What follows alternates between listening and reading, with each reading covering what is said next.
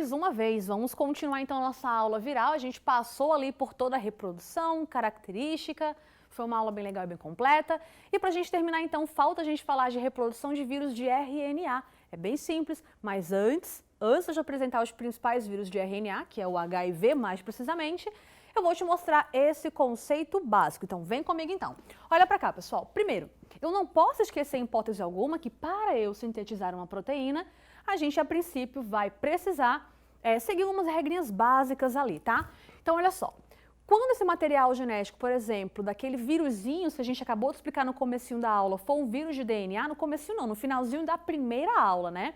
Então, se o vírus ele é um vírus de DNA, é muito simples. Ele vai invadir a célula e, usando a maquinaria celular, os ribossomos da célula que foi invadida, usando, obviamente, que toda a energia que há ali presente naquela célula, produzida pela própria célula, esse vírus ele consegue, então, usar o seu DNA como molde para sintetizar o famoso RNA mensageiro. Etapa que eu chamo de transcrição. E essa transcrição acontece na região do citoplasma, a transcrição acontece na região do núcleo celular, tá? O RNA mensageiro, como o próprio nome já sugere, ele porta a mensagem necessária para a síntese da proteína. E quando realmente eu tenho essa síntese proteica que acontece com auxílio dos ribossomos lá no citoplasma celular, eu tenho uma etapa que eu chamo de tradução. Então, DNA usado como molde para a síntese de um RNA mensageiro, transcrição. RNA mensageiro usado como molde para a síntese de uma proteína, tradução. Transcrição acontece na região nuclear e a tradução acontece, portanto, aonde, pessoal? Lá no citoplasma celular. Tranquilo por enquanto? Agora a pergunta é, e se o vírus ele for de RNA? Se o vírus for de RNA, pessoal, ou ele vai ser um RNA senso positivo, ou simplesmente cadeia positiva, ou o vírus RNA senso negativo, ou simplesmente cadeia negativa, ou ele é um retrovírus. Vem comigo então para começar a te explicar o que é um retrovírus. Para um vírus ser considerado um retrovírus, é necessário que ele porte uma enzima muito especial chamada de transcriptase reversa, que, como o próprio nome já sugere, ela tem ali a condição de fazer uma transcrição ao contrário. Se a transcrição verdadeira é usar o DNA como molde para sintetizar um RNA mensageiro, a transcrição ao contrário é quando esse vírus é de RNA e a partir desse vírus de RNA a gente consegue usar esse RNA como molde para a síntese de um DNA viral nesse caso. Percebam que realmente foi uma transcrição ao contrário. Na transcrição ao contrário, então, a transcrição só é possível se houver a presença da enzima da transcriptase reversa, o vírus do HIV, que é o vírus que provoca a condição da AIDS que você infelizmente conhece, porta essa enzima muito especial, tá? Então, o retrovírus é um vírus, prestem atenção, é um vírus de RNA fita simples.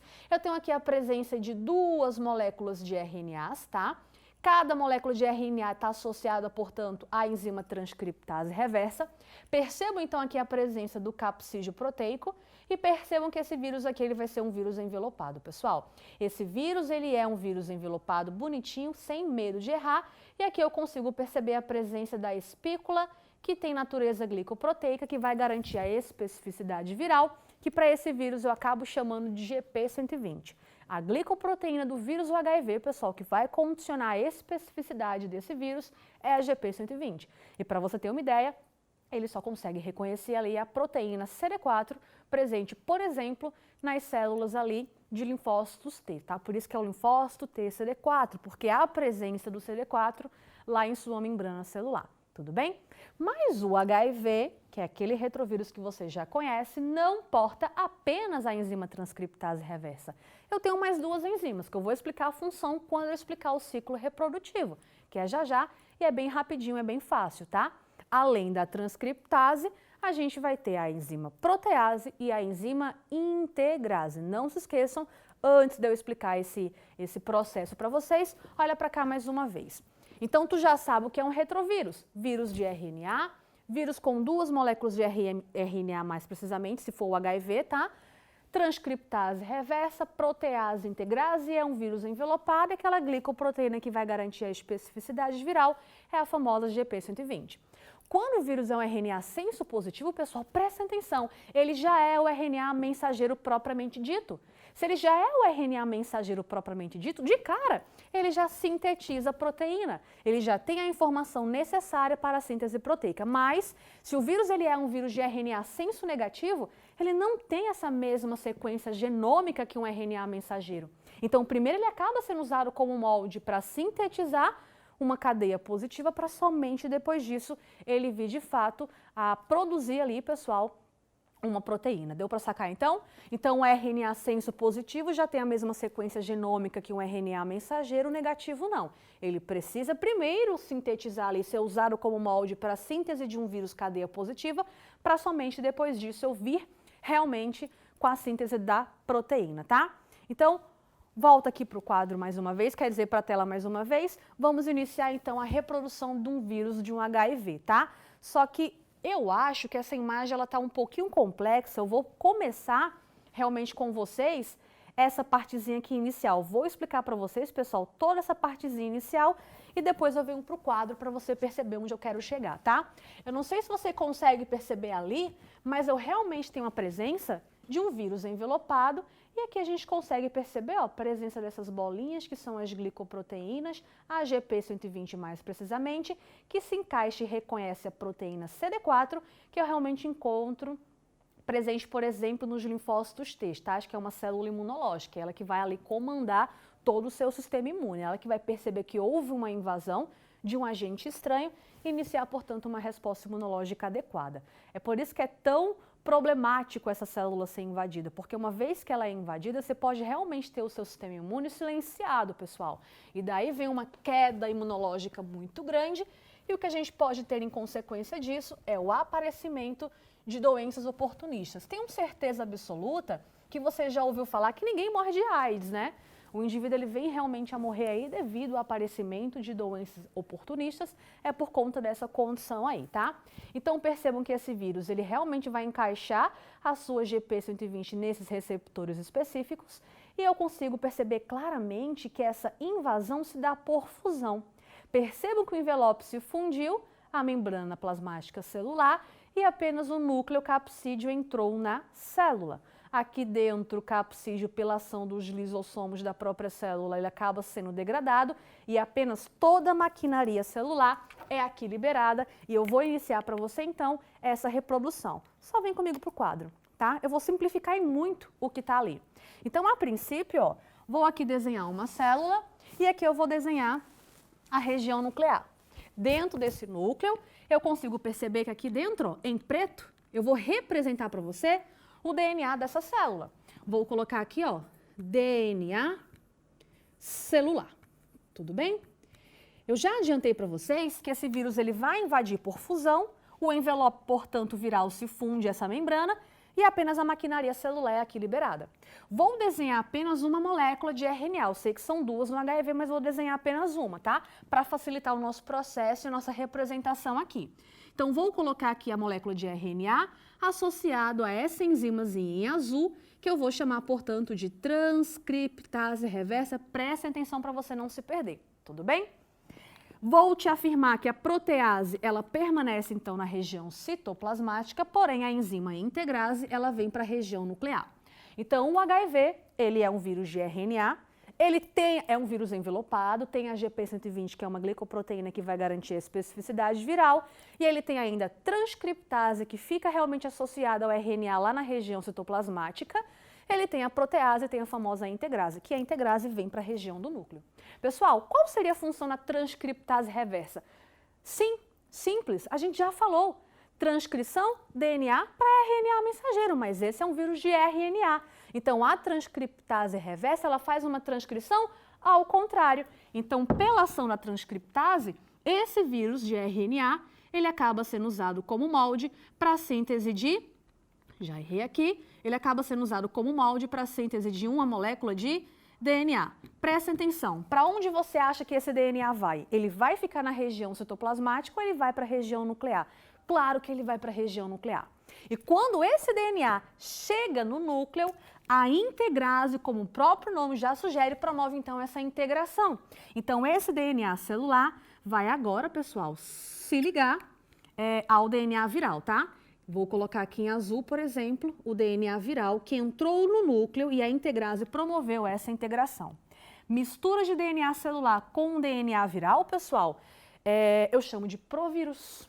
Tudo bem? Lá em bacteriófago eu chamava de prófago, mas aqui eu vou chamar agora de provírus. Este, tu já conhece, é o ciclo lisogênico.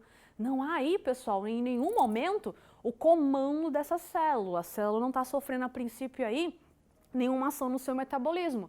E esse vírus, ele vai ficar nesse momento, ele vai ficar nessa fase lisogênica por um longo período de tempo. Isso vai variar, esse é relativo, mas ele pode ficar aí por uns 5, 6, 7, até uns 10 anos em fase lisogênica, tudo bem?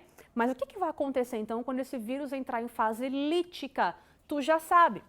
Dentro do próprio núcleo celular, este DNA é usado como molde para a síntese do RNA mensageiro, etapa que eu chamo então de transcrição.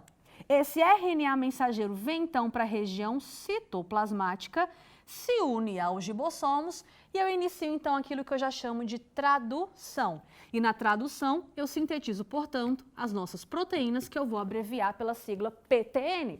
Essa proteína é enorme, pessoal. É por isso que vem essa enzima chamada de protease, quebra essa proteína em vários fragmentozinhos, formando vários novos vírusinhos, que quando maduro, eles vão sair dessa célula, atravessando ali a membrana celular, pegando essa membrana celular, tá?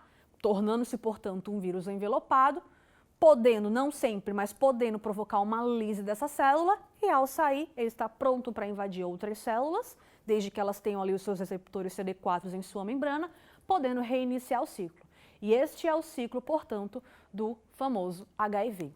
Caso tenha ficado alguma dúvida, volte para esse vídeo, assista mais uma vez, quantas vezes for necessário, na verdade, mas é simples, pessoal. Só não esqueçam que o vírus é de RNA, a transcriptase reversa faz uma transcrição ao contrário, sintetiza então o DNA, que vem para a região do núcleo, a integrase promove então essa integração. Eu tenho, portanto, aqui, em fase lisogênica, o provírus.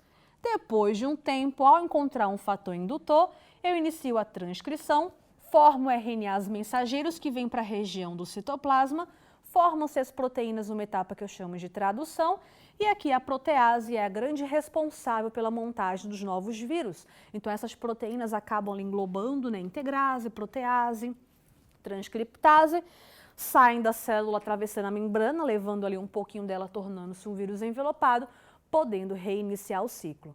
Os antirretrovirais, pessoal, atuam em diferentes momentos nessa reprodução viral. Você pode ter aí desde uma fase inicial, que acontece ali com as vítimas de violência sexual, por exemplo, ou algum acidente que envolva, que há ali a suspeita de uma contaminação. A gente pode ter alguns antirretrovirais bloqueando a GP120, porque a GP120 ela vai se encaixar na CD4 como modelo chave fechadura, é muito específico isso. Então, se a GP120 ela é desconfigurada, não há esse encaixe e, consequentemente, não há invasão. Mas vamos imaginar, então, que o indivíduo já foi infectado. Se ele já foi infectado, a gente vai ter o antirretroviral atuando ou impedindo essa transcrição ao contrário, ou impedindo essa integração, ou impedindo a montagem dos novos vírus, tá? E é assim que você vai bloquear realmente a reprodução viral. Você não mata esse vírus, mas você impede essa reprodução viral. Esse vírus não consegue sintetizar novos vírus, ele em tese está, portanto, controlado e vive-se muito bem, pessoal, com a AIDS tranquilamente, tá? Dá para viver tranquilamente desde que faça ali o uso certinho dos antirretrovirais, tudo bem? Voltando aqui, só para eu ir para algumas questões, para a gente finalizar essa parte, eu me despedir de vocês em mais uma aulazinha legal de biologia, melhor disciplina de todas da vida, amém? Só gostaria de falar para vocês uma condição que é chamada de falso negativo, eu acho que você já ouviu falar, adora cair em prova, inclusive, tá? Pessoal, é muito comum que alguns indivíduos, eles realmente façam o teste de negativo, dá negativo, só que depois de um tempo ele refaz o teste, eita, deu positivo, o que aconteceu? É o falso negativo, né? O que vai acontecer é o seguinte, quando você é invadido por um agente estranho, a princípio você tem que reconhecer esse agente, depois ativar o linfócito B para somente depois disso eu iniciar ali, portanto, uma síntese de anticorpos que atuam diretamente contra aquele agente infeccioso em questão. E isso leva um tempo. Então, caso você... É o que eu chamo de janela imunológica, inclusive, né? Então, esse tempo de reconhecimento, ativação de linfócito B para produção de anticorpos é o que eu chamo de janela imunológica. Então, se você faz o teste nessa janela, você não produziu anticorpos ainda, então ele realmente vai dar negativo. É o famoso falso negativo. Dá negativo, já que você está ali naquela janela imunológica. Então, caso haja uma suspeita de contato com esse vírus, é importante que você respeite um tempo aí, né? Os indivíduos respeitem um tempinho para fazer o teste. Recomenda-se aí 30, 60, 90 dias, para que a gente possa fazer o teste com mais garantia de sucesso, tá? E só para a gente terminar, vou resolver aqui duas questõezinhas com vocês. Aqui a gente tem essa primeira linda questão, então acho que fica mais fácil projetar ela, né? Para ficar fácil para a gente entender. Então, em razão das inúmeras doenças causadas por vírus, por exemplo, a AIDS, gripe, varíola e poliomielite, pesquisas acerca da construção, da constituição e da reprodução dos vírus são direta ou indiretamente de grande importância para os seres vivos. A respeito dos vírus, assinale aquilo que é correto. Busque um gabarito da questão. Caso você tenha encontrado já, só vem para minha explicação. Vamos corrigir as erradas então, tá? Os vírus são as menores entidades biológicas conhecidas, compostos por célula. Já paro de ler. Eles não são compostos por células. O vírus é parasita intracelular obrigatório. Ele é basicamente proteína e material genético. Alguns ainda apresentam envelope, tá? Os vírus são fundamentalmente constituídos por uma ou mais moléculas de DNA, envoltas por uma membrana plasmática. Eu não tenho nenhuma estrutura celular aqui presente, pessoal. O vírus não tem citoplasma, o vírus não tem membrana, o vírus não tem parede. É por isso que o antibiótico não atua aqui, pessoal. Vírus não tem nenhuma estrutura celular. Prestem atenção nisso, tá? Os vírus penetram as células exclusivamente por endocitose. Já paro de ler. Eu tenho a injeção no caso dos bacteriófagos, eu tenho ali a fusão no caso dos vírus envelopados e eu tenho também a endocitose. Logo, meu gabarito oficial é o gabarito D. Vírus envelopados, como o HIV, acabamos de falar dele, penetram a célula por meio de uma fusão do seu envelope membranoso com a membrana celular. Neste caso, a membrana do vírus é incorporada à membrana plasmática da célula hospedeira, da qual passa a fazer parte e apenas o núcleo capsídeo penetra no citoplasma, onde as proteínas virais são degradadas e o ácido nucleico é liberado, iniciando o ciclo que a gente acabou, portanto, de falar. Logo, o meu gabarito da questão é o meu gabarito D, tá? A gente tem mais essa questão acerca do HIV, mas eu vou deixar que vocês realmente façam essa questão sozinhos em casa, tá? Mas tendo em vista as etapas da replicação e os constituintes virais, é correto afirmar que a especificidade viral se dá. Já que eu li, vou responder então, né? A especificidade, como eu já adiantei para vocês, pessoal, se dá no momento em que o capsídeo ou o envelope tem a glicoproteína que vai garantir a especificidade, mas caso o vírus não seja envelopado, quem vai garantir a especificidade é o capsídeo proteico, tá? Então, essa especificidade é garantida durante esse momento, no momento em que o capsídeo ou envelope se une aos receptores da célula alvo. E só para a gente terminar, a gente tem aí uma questãozinha que eu vou pular esse texto, porque realmente o que vai importar é o que vem à frente, tá? Mas aqui, pessoal, a gente tem realmente um bonitinho exemplo da H1N1. Pessoal, aqui é o seguinte, H significa hemaglutinina e N significa neuraminidase. São ali, pessoal, estruturas, proteínas presentes no envelope da influenza, tá?